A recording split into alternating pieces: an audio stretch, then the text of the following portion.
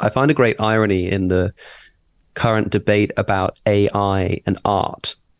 I've seen a lot of people very angry at the idea that you can produce a sort of a prompt, feed it into an artificial intelligence, get an image, and maybe sell it or put it on a t-shirt. And the criticism that I've seen sometimes crop up is essentially this is like copyrighted work. Well, all it's doing is it's taking other people's art and sort of meshing it together and producing something new, but it's really just like stitching together all the things that it's sort of heard or seen or read on the internet.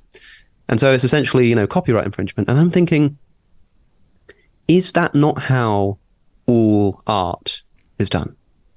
Like, what is it that happens when a songwriter sits down to write a song? It's their influences. You can hear it come through in the way that they played the guitar and the kind of melodic riffs that they decide upon, the lyrical style, the kinds of things that they write about. Like, when you sit down to write a song, it's not literally original. You're not just creating something completely unheard out of thin air.